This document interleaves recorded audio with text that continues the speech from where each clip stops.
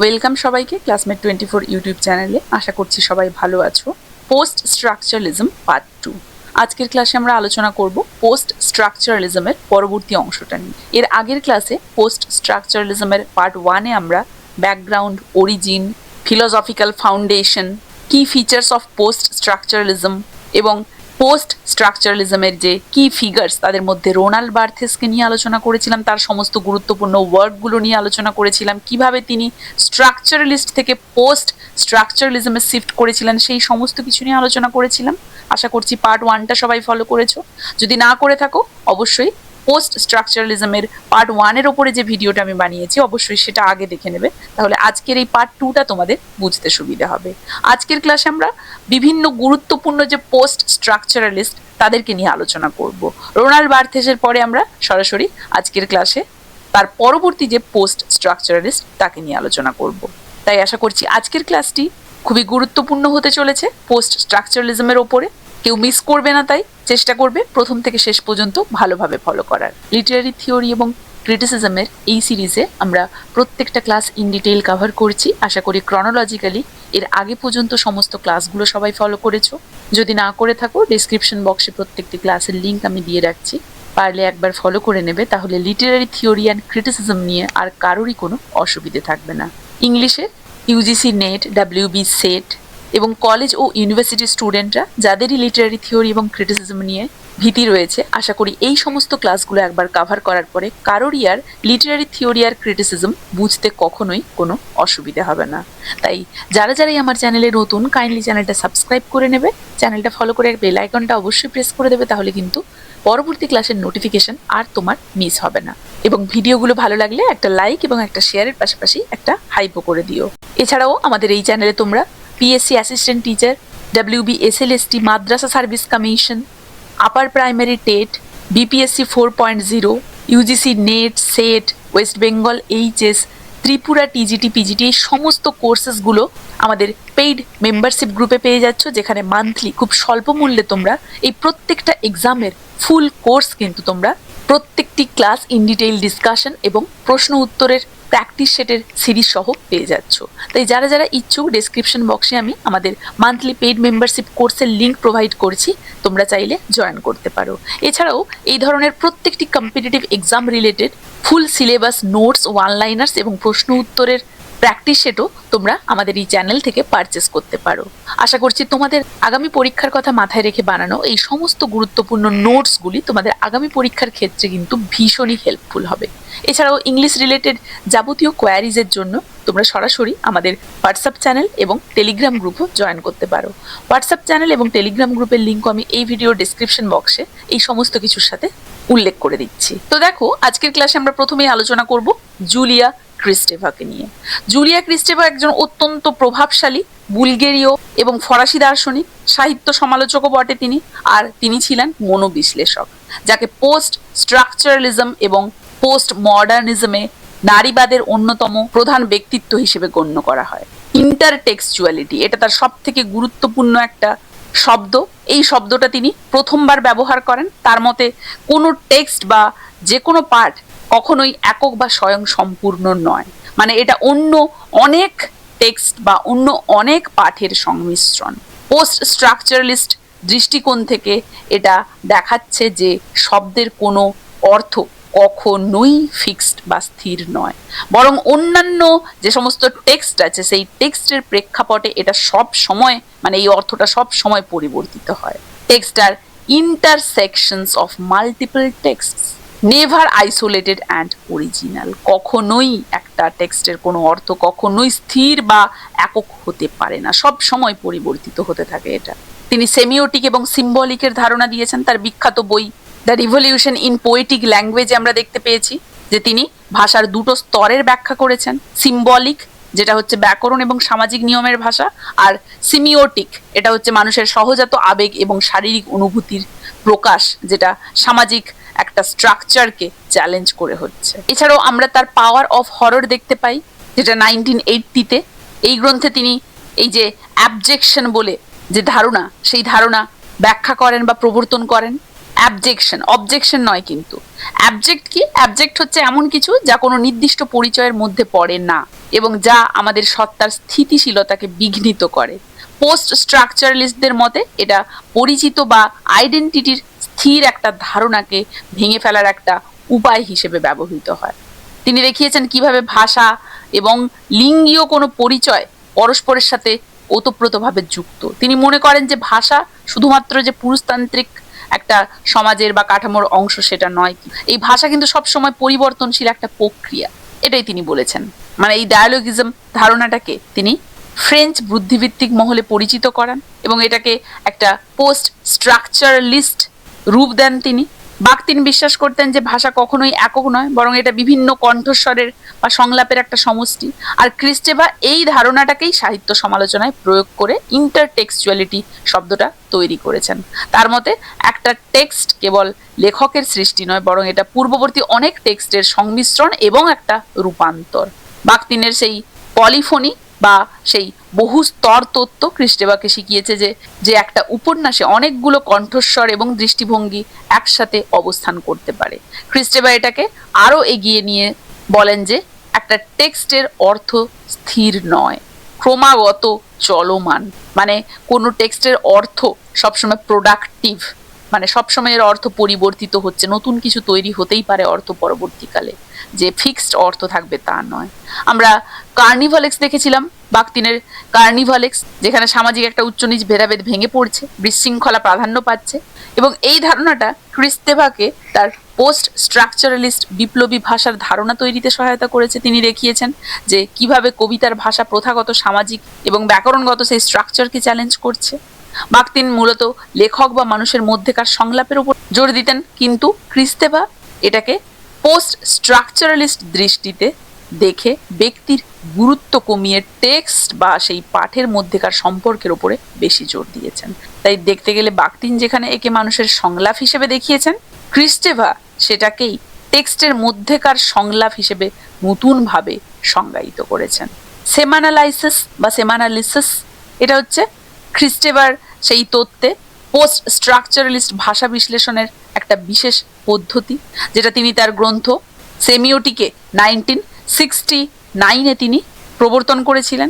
এটা প্রচলিত সেই সেমিওলজি এবং সেই চিহ্ন তত্ত্বের সীমাবদ্ধতাকে ছাড়িয়ে একটা নতুন কিছু তৈরির প্রচেষ্টা। ক্রিস্তেভা এই পদ্ধতিতে ফার্দিনান্দো সেসুরের সেই ভাষাবিজ্ঞান এবং সিগমন্ড ফ্রয়েড এবং জ্যাঁ ল্যাকের সেই মনোবিশ্লেষণকে একত্রিত করেছেন। এর মাধ্যমে তিনি দেখান যে কিভাবে ভাষা ব্যবহারের সময় মানুষের অবচেতন মন এবং শারীরিক তাড়নাগুলো কাজ করে, একত্রিত হয়ে কাজ করে। সেমানালাইসিস বা সেমানালিসিস যেটাই বলো না কেন, কোনো টেক্সটের স্থির বা নির্দিষ্ট অর্থের ওপর গুরুত্ব না দিয়ে সেই অর্থটা কিভাবে ক্রমাগত উৎপন্ন হচ্ছে, মানে প্রোডাকশন অফ মিনিং, তার উপরে আলোকপাত করেছে। এটাকেই তিনি সিগনিফায়েন্স বলেছেন বা সিগনিফিয়েন্স, SIGNIFIANCE। বোঝা গেছে? সেমানালাইসিসে তিনি টেক্সটকে দুটো স্তরে ভাগ করেছেন, জেনো টেক্সট মানে যেটা টেক্সটের গভীর স্তর, যেখানে শারীরিক ছন্দ, আবেগ এবং অবচেতন তাড়নাগুলো থাকবে, আর কি ফেনোর টেক্সট, এটা হচ্ছে টেক্সটের উপরিভাগটা, মানে স্ট্রাকচারটা, যেখানে ব্যাকরণ এবং সামাজিক নিয়মগুলো থাকবে, নিয়ম মেনে চলবে এটা। তাহলে সেমানালিসিসের মাধ্যমে ক্রিস্তেভা দেখিয়েছেন কিভাবে কবিতার ভাষা বা শিল্পকলা প্রচলিত সমাজ এবং ভাষাগত স্ট্রাকচারকে ভেঙে দিতে পারে।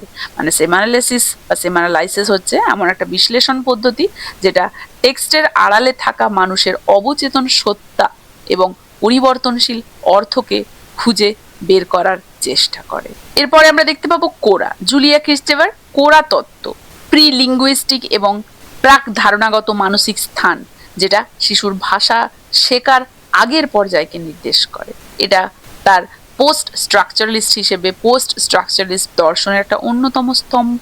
কোরার মূল বৈশিষ্ট্যগুলো কি না, মায়ের শরীরের সাথে সম্পর্ক। ক্রিস্টেভা গ্রিক দার্শনিক প্লেটোর কাছ থেকে এই শব্দটি নিলেও কিন্তু এটাকে তিনি একটা মনোবৈজ্ঞানিক বিশ্লেষণ দিয়েছেন। তার মতে কোরা হচ্ছে মায়ের শরীরের সেই নিরাপদ এবং পুষ্টিকর স্থান, মানে গর্ভাশয় যেটাকে বলছে, মায়ের সান্নিধ্য, যেখানে শিশু তার পৃথক অস্তিত্ব বোঝার আগে অবস্থান করছে। কোরা কোনো স্থির স্থান নয়, এটা শারীরিক একটা তাড়না, শব্দ, আলো এবং ছন্দের একটা চলমান সমষ্টি। মানে এখানে যুক্তি নির্ভর কোনো ভাষা থাকে না, থাকে কেবল আদিম অনুভূতি। সিমিওটিক কোরা, তিনি এটাকে সিমিওটিক কোরা বলছেন কারণ এটা ভাষার সেই স্তর যেটা ব্যাকরণ বা নিয়মের তোয়াক্কা করে না। শিশুর প্রথম কান্না, অর্থহীন শব্দগুলো এই কোরা থেকেই কিন্তু উৎপত্তি হয় বা উৎসারিত হয়। এই স্তরে শিশু নিজেকে মায়ের থেকে আলাদা ভাবতে পারে না। মানে এখানে আমি এবং অন্য এই দুয়ের মধ্যে কোনো পার্থক্য থাকে না। যখন শিশু ভাষা শেখে এবং শিখে সিম্বলিক স্তরে প্রবেশ করে, তখন এই কোরা কিন্তু অবদমিত হয়ে যায়, কিন্তু পুরোপুরি হারিয়ে যায় না। তাহলে কোরা হচ্ছে মানুষের সেই আদিম সত্তার একটা উৎসস্থল, যেটা পরবর্তীকালে শিল্পকলা, সঙ্গীত এবং বিশেষ করে কবিতার ছন্দের মাধ্যমে মাঝে মাঝে প্রকাশ পায়। মানে অবদমিত হয় কিন্তু পুরোপুরিভাবে এটা শেষ হয়ে যায় না। সেই আদিম সত্তার উৎসস্থল হচ্ছে এই কোরা। বোঝা গেছে? নেক্সট আমরা পাবো মাইকেল ফোকাল বা মিশেল ফুকোকে। মিশেল ফুকো হচ্ছে একজন অত্যন্ত প্রভাবশালী ফ্রেঞ্চ ফিলোসফার, ইতিহাসবিদ, এবং তাকে আমরা পোস্ট স্ট্রাকচারালিজমের প্রধান স্তম্ভ হিসেবে বিবেচনা করি। স্ট্রাকচারালিজমের মতো তিনি সার্বজনীন এবং স্থির কোনো স্ট্রাকচারের উপরে গুরুত্ব না দিয়ে অর্থ এবং ক্ষমতার পরিবর্তনশীল এবং জটিল একটা রূপ দেখিয়েছেন, তাই না? তার আর্কিওলজি অফ নলেজ, এই যে গ্রন্থটা, এটা হচ্ছে জ্ঞানের একটা প্রত্নতত্ত্ব। এটা 1969-এ আমরা দেখেছিলাম। এই যে গ্রন্থটা, এটা পোস্ট স্ট্রাকচারালিজম ফিলসফির একটা আকর গ্রন্থ। মানে তিনি এতে ইতিহাসকে দেখার একটা সম্পূর্ণ নতুন পদ্ধতি বর্ণনা করেছেন, যেখানে আমরা ডিসকন্টিনিউটি দেখতে পাবো, বিচ্ছিন্নতার ইতিহাস। প্রচলিত ইতিহাসবিদরা মনে করেন যে জ্ঞান ধীরে ধীরে উন্নতির দিকে যায়, কিন্তু ফুকো কি বলেন না, ইতিহাস রৈখিক নয়, এক একটি যুগে জ্ঞানের ধরন হঠাৎ বদলে যায়। তিনি একেই বলছেন এপিস্টেম, অর্থাৎ কোনো নির্দিষ্ট সময়ে সত্য নির্ধারণের যে কাঠামো থাকে তাকে তিনি এপিস্টেম বলছেন। এছাড়া আমরা ডিসকোর্স দেখতে পাই। ফুকো মনে করেন যে জ্ঞান কোনো ব্যক্তির সৃষ্টি নয়, বরং সেটা ডিসকোর্সের মাধ্যমে তৈরি হয়। ডিসকোর্স কি না? ডিসকোর্স হলো কতগুলো নিয়মের সমষ্টি, যেটা ঠিক করে দেয় কোনো বিষয়ে কি বলা যাবে আর কি বলা যাবে না। Knowledge is constructed, organised, share through discourse. মানে তিনি ডিসকোর্স বা বচন বলতে এমন একটা পদ্ধতিকে বুঝিয়েছেন যার মাধ্যমে নির্দিষ্ট সময়ে কোনো বিষয় সম্পর্কে কি বলা যাবে আর কি বলা যাবে না সেটা নির্ধারিত হয়, যেটা সত্য বা মিথ্যার ধারণা তৈরি করে এবং মানুষের আচরণকে নিয়ন্ত্রণ করে। জেনেওলজির মাধ্যমে তিনি বিশ্লেষণ করেছেন কিভাবে ক্ষমতা এবং ডিসকোর্স সময়ের সাথে সাথে পরিবর্তিত হয়ে বর্তমান পরিচয় এবং প্রতিষ্ঠানগুলোকে তৈরি করছে, যেমন কারাগার, হাসপাতাল প্রভৃতি। Traces origins of sexuality, madness, criminality and morally. তিনি মূলত 1970-তে নিৎজের দর্শন থেকে অনুপ্রাণিত হয়ে এটা প্রবর্তন করেন, জেনিওলজি বা বংশগতিবিদ্যা। এটা তার সেই পোস্ট স্ট্রাকচারালিজম চিন্তার দ্বিতীয় পর্যায়। আর্কিওলজি যেখানে কেবল জ্ঞানের একটা স্ট্রাকচার নিয়ে কাজ করত, জেনিওলজি সেখানে ক্ষমতা মানে পাওয়ার এবং ইতিহাসের সংঘাতকে সামনে নিয়ে আসে। এখানে তিনি দেখিয়েছেন যে জ্ঞান বা ক্ষমতা অবিচ্ছেদ্য। কোনো নির্দিষ্ট জ্ঞান, এমনকি চিকিৎসা শাস্ত্র, মনোবিজ্ঞান, এই সমস্ত কিছু এমনি এমনি তৈরি হয় না। এটি সমাজকে নিয়ন্ত্রণ করার বা ক্ষমতা চর্চার মাধ্যম হিসেবে তৈরি হয়। প্রচলিত ইতিহাসে কি মনে করা হতো, সবকিছু একটি সুন্দর লক্ষ্যের দিকে এগোচ্ছে, কিন্তু জেনিওলজি দেখাচ্ছে যে ইতিহাস আসলে ক্ষমতা দখলের একটা লড়াই, বিশৃঙ্খলা, দুর্ঘটনার ফলাফল। এখানে কোনো পরম সত্য নেই। কি আছে? কেবল বিজয়ী পক্ষের চাপিয়ে দেওয়া সত্যটা রয়েছে। জেনিওলজি বিশ্লেষণ করছে কিভাবে ইতিহাস এবং ক্ষমতা আমাদের শরীরের উপর প্রভাব ফেলছে, কিভাবে আধুনিক সমাজ আমাদের খাদ্যাভ্যাস, যৌনতা এবং চলাফেরাকে নির্দিষ্ট কাঠামোর মধ্যে আটকে দিচ্ছে। তার ডিসিপ্লিন এবং পানিশ গ্রন্থটা আমরা দেখেছি, যেখানে জেনিওলজিক্যাল পদ্ধতি ব্যবহার করে তিনি দেখিয়েছেন কিভাবে কারাগার, হাসপাতাল এবং স্কুলগুলো মানুষকে সুশৃঙ্খল নাগরিক বানানোর জন্য ক্ষমতার সূক্ষ্ম জাল বিস্তার করেছে। বোঝা গেছে? এই যে পাওয়ার নলেজ, এই ধারণাটা অত্যন্ত একটা বৈপ্লবিক ধারণা তাই না? তার মতে ক্ষমতা এবং জ্ঞান একে অপরের থেকে আলাদা কোনো সত্তা নয়, একটা মুদ্রারই এপিটোপিট। এই দুটো অবিচ্ছেদ্য সম্পর্ক রয়েছে এদের মধ্যে। ক্ষমতা ছাড়া জ্ঞান তৈরি হওয়া সম্ভব নয়, আবার জ্ঞান ছাড়া ক্ষমতার প্রয়োগ হওয়া সম্ভব নয়। যখন কেউ কোনো বিষয়কে সত্য বা জ্ঞান হিসেবে প্রতিষ্ঠিত করে, তখনই সে সমাজের এক ধরনের ক্ষমতা লাভ করে নেয়। তার মতে সত্য কোনো ধ্রুব সত্য নয় বা ধ্রুব কোনো বস্তু নয়। প্রতিটি সমাজ বা যুগে নির্দিষ্ট কিছু নিয়ম থাকে যা ঠিক করে দেয় যে কোন কথাটি জ্ঞান হিসেবে গণ্য করা হবে আর কোনটি হবে না। যারা এই জ্ঞান নিয়ন্ত্রণ করে তারাই হচ্ছে সমাজকে শাসন করতে পারে। উদাহরণস্বরূপ, চিকিৎসা বিজ্ঞান, মনোবিজ্ঞান যখন কোনো ব্যক্তিকে পাগল বলে বা অসুস্থ বলে চিহ্নিত করে, তখন সেটা কেবল জ্ঞান নয়, বরং ওই ব্যক্তিকে সমাজের মূলধারা থেকে আলাদা করার একটা ক্ষমতা। এভাবে জ্ঞান মানুষকে নির্দিষ্ট ছাঁচে ফেলে নিয়ন্ত্রণ করতে পারে আমরা দেখতে পাই। সাধারণত আমরা কি মনে করি, ক্ষমতা মানেই দমন করা, কিন্তু ফুকো কি বলেন? ক্ষমতা প্রোডাক্টিভ বা উৎপাদনশীল। এটা নতুন জ্ঞান তৈরি করে, নতুন পরিচয় তৈরি করে এবং সমাজকে গতিশীল রাখে। ক্ষমতা কেবল সরকারের হাতে থাকে না, বরং এটা ছাত্র, শিক্ষক, ডাক্তার, রোগী বাবা মায়ের সম্পর্কের মধ্যেও কিন্তু জ্ঞানের মাধ্যমে এই ক্ষমতাটা ছড়িয়ে থাকে। মানে জ্ঞান হচ্ছে সেই হাতিয়ারটা যার মাধ্যমে ক্ষমতা নিজেকে আড়ালে রেখে সমাজকে পরিচালনা করে। আপনি কোনো কিছু জানেন মানে আপনি সেই বিষয়ের উপরে এক ধরনের ক্ষমতা অর্জন করেছেন, অথবা সেই বিষয়ের ক্ষমতার অধীনে আপনি চলে এসেছেন। এটাই ফুকো বোঝাতে চাইছে। হিস্টোরিক্যাল প্রায়োরি এটা একটা গুরুত্বপূর্ণ কৌশলগত তার ধারণা। এর বৈশিষ্ট্য হিসেবে তিনি জ্ঞানের ভিত্তি বলেছেন যে জ্ঞান কোনো চিরন্তন সত্য নয়, নির্দিষ্ট একটা ঐতিহাসিক যুগে বিদ্যমান এমন কিছু নিয়ম বা শর্ত যা নির্ধারণ করে দেয় সেই সময় কোন কথাটি জ্ঞান বা সত্য হিসেবে গণ্য হয়। দার্শনিক ইমানুয়েল কান্ট প্রায়োরি বলতে এমন কিছু সত্যকে বুঝিয়েছেন যেটা মানুষের অভিজ্ঞতার বাইরে এবং চিরন্তন, কিন্তু ফুকো একে ঐতিহাসিক বলেছেন কারণ তার মতে এই নিয়মগুলো সময়ের সাথে বদলে যায়। এক যুগের সত্য অন্য যুগে ভুলে প্রমাণিত হয়। তাই তিনি বলেছেন যে নট ইউনিভার্সাল বাট হিস্টোরিক্যাল। আমরা কি বলতে পারি, কি ভাবতে পারি বা কি আবিষ্কার করতে পারি তার সীমানা এই হিস্টোরিক্যাল প্রায়োরি দ্বারা নির্ধারিত হয়। আর এটা ছাড়া কোনো ডিসকোর্স বা বচন তৈরি হওয়া সম্ভব নয়। সাধারণ মানুষ বা বিজ্ঞানীরা যখন জ্ঞান চর্চা করেন তারা এই নিয়মের কথা কিন্তু সচেতনভাবে জানেন না। এটা সমাজের গভীরে এমনভাবে মিশে থাকে যে একে স্বাভাবিক বলে মনে হয়, কিন্তু আসলে এটা ইতিহাসের একটা নির্দিষ্ট সময়ের সৃষ্টি। তাই মধ্যযুগে কোনো রোগের কারণ হিসেবে পাপ বা অশুভ আত্মার ধারণা ছিল। তাই বলা যায় যে মধ্যযুগে কোনো রোগের কারণ হিসেবে অশুভ আত্মার ধারণা ছিল সেই সময়ের হিস্টোরিক্যাল প্রায়োরি। কিন্তু মডার্ন যুগে বিজ্ঞান মনস্কতা এবং ল্যাবরেটরি পরীক্ষা হলো আমাদের সময়ের হিস্টোরিক্যাল প্রায়োরি, যা নির্ধারণ করে যে আজ কেবল বৈজ্ঞানিক ব্যাখ্যাই হচ্ছে জ্ঞান হিসেবে স্বীকৃত। এরপরে আমরা আলোচনা করব জ্যাক্স ডেরিডাকে নিয়ে। জ্যাক্স ডেরিডাও একজন পোস্ট স্ট্রাকচারালিস্ট, সবচেয়ে বিতর্কিত এবং প্রভাবশালী দার্শনিক তিনি। ডিকনস্ট্রাকশন বা বিনির্মাণ তত্ত্বের জনক তিনি। তার ডিকনস্ট্রাকশন আমরা দেখতে পাই যেখানে তিনি কোনো কিছু ভেঙে ফেলা নয় বরং কোনো টেক্সট বা ধারণার ভেতরের সেই বৈপরীত্যগুলোকে খুঁজে বের করেছেন।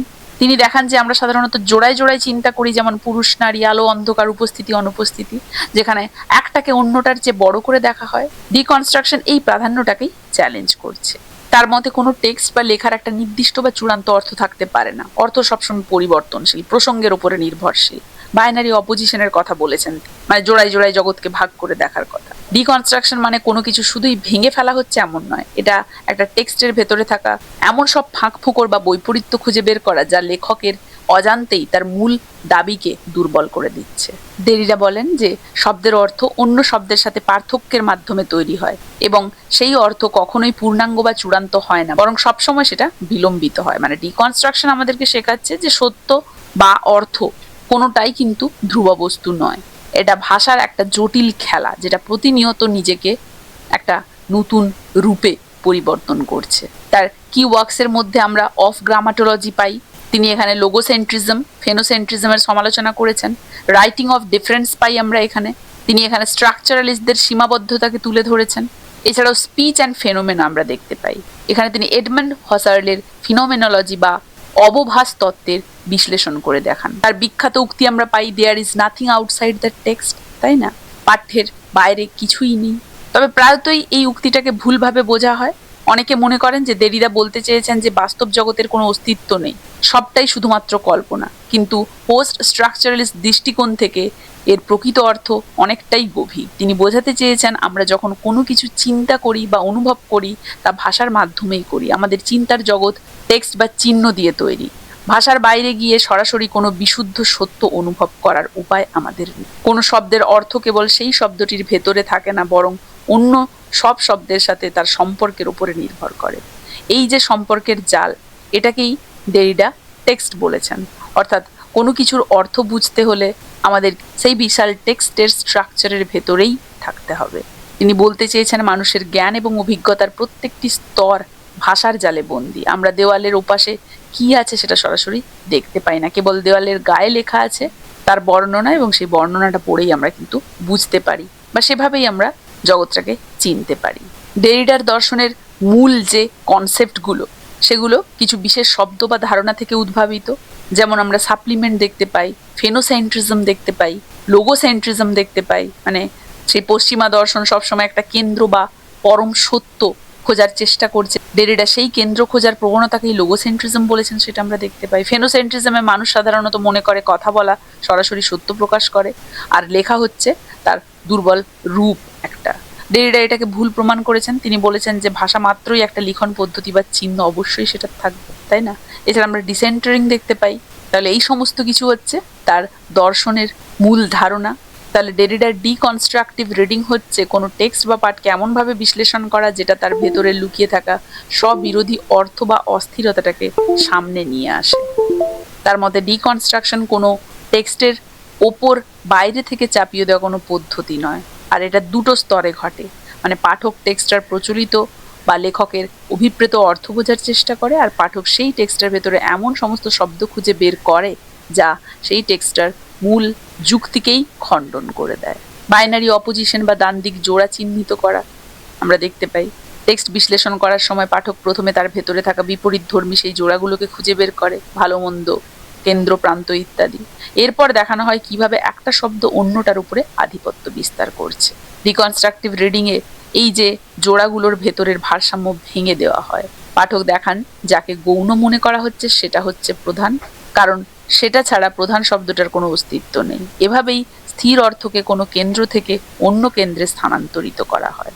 এছাড়াও অ্যাপোরিয়া দেখতে পাই, মানে একটা পাঠের এক পর্যায়ে এমন এক মুহূর্ত আসে যখন টেক্সটটা আর কোনো নির্দিষ্ট অর্থ প্রকাশ করতে পারে না, তার নিজস্ব যুক্তিতেই সেটা আটকে যায়, এটাকে অ্যাপোরিয়া বলা হচ্ছে।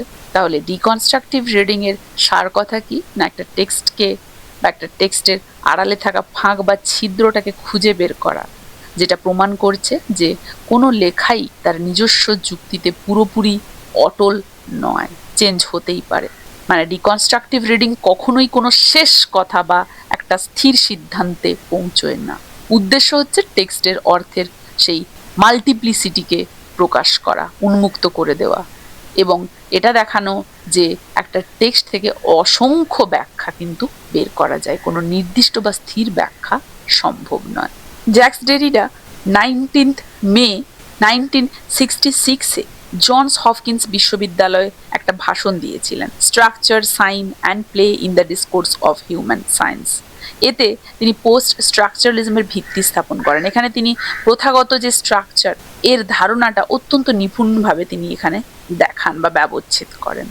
এখানে তিনি কনসেপ্ট অফ সেন্টার নিয়ে বলেন। তিনি বলেন যে কোনো স্ট্রাকচার একটা কেন্দ্র বা স্থির বিন্দুর ওপরে দাঁড়িয়ে থাকে, এই কেন্দ্রটা সেই স্ট্রাকচারটাকে নিয়ন্ত্রণ করে, অথচ এটা নিজেই সেই কেন্দ্রের বাইরে থাকে। এবং তার মতে এই যে সেন্টার বা কেন্দ্রটাই আসলে একটা কল্পিত ধারণা বা ইলিউশন, যেটা মানুষের অর্থ খোঁজার আকাঙ্ক্ষা থেকে জন্ম নেয়। তার মতে কেন্দ্র থাকার ফলে ভাষার ভেতরের খেলা বা অর্থের বিস্তার সীমিত হয়ে যাচ্ছে। যদি কোনো স্থির কেন্দ্র না থাকে তবে চিহ্নের কোনো অর্থই নির্দিষ্ট হবে না, তা প্রতিনিয়ত পরিবর্তিত হতে থাকবে।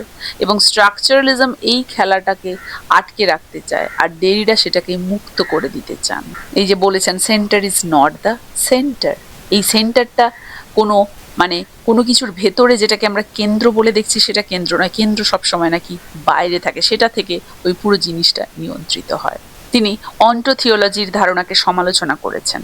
এটা হচ্ছে পোস্ট স্ট্রাকচারালিজমের অত্যন্ত গুরুত্বপূর্ণ একটা ধারণা। তবে ডেরিডার মতে এই যে ওয়েস্টার্ন ফিলসফির পুরো ইতিহাসে আসলে একটা অন্টোথিওলজিক্যাল স্ট্রাকচার, যেটা তিনি ভেঙে ফেলতে চান। অন্টোথিওলজি বলতে এটা হচ্ছে দুটো শব্দের সংমিশ্রণ, অন্টোলজি মানে বিদ্যমান সত্তার সেই শাস্ত্র, এবং থিওলজি ঈশ্বর বা পরম সত্তার শাস্ত্র।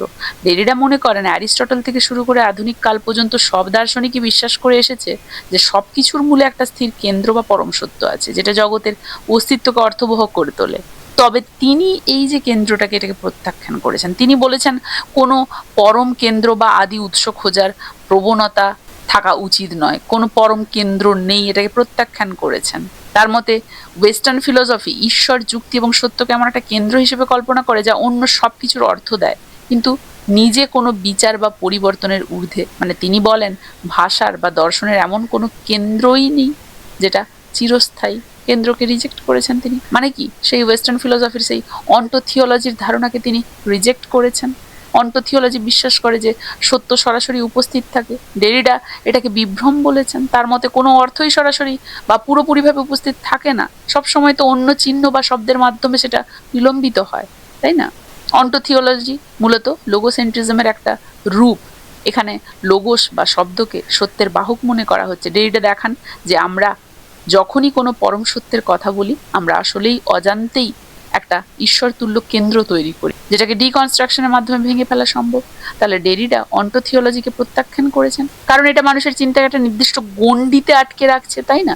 তিনি প্রমাণ করেন যে জগতের কোনো একটি নির্দিষ্ট অর্থই নেই, বরং অর্থ হচ্ছে চিহ্নের একটা অন্তহীন খেলা, তাই অর্থ ক্রমাগত পরিবর্তন। বোঝা গেছে?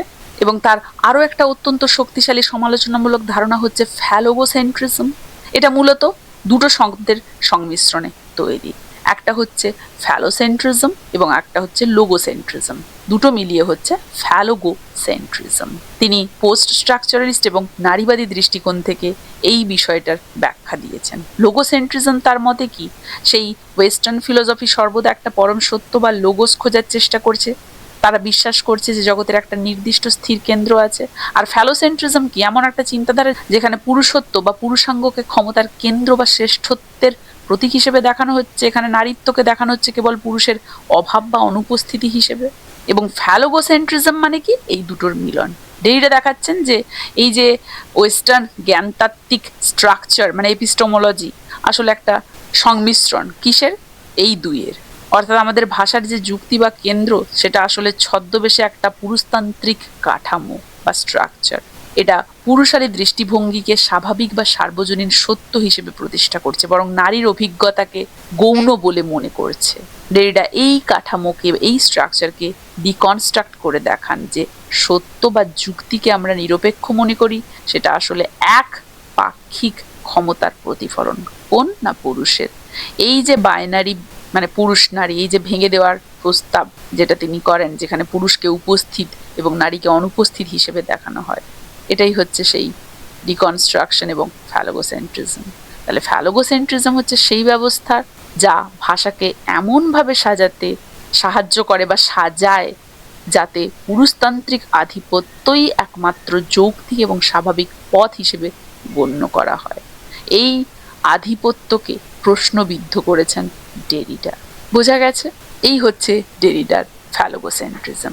তাহলে আশা করছি পোস্ট স্ট্রাকচারালিজমের কি ফিচার্স, তার মূল ব্যক্তিত্ব, সেই সমস্ত ব্যক্তিত্বের গুরুত্বপূর্ণ সমস্ত ওয়ার্কস, তাদের তত্ত্ব, তারা কি বলতে চেয়েছিল, তারা কোন বিষয় প্রত্যাখ্যান করেছে, কোনটা অ্যাকসেপ্ট করেছে, এই সমস্ত কিছু নিয়ে সবাইকে একটা ক্লিয়ার আইডিয়া দিতে পেরেছি।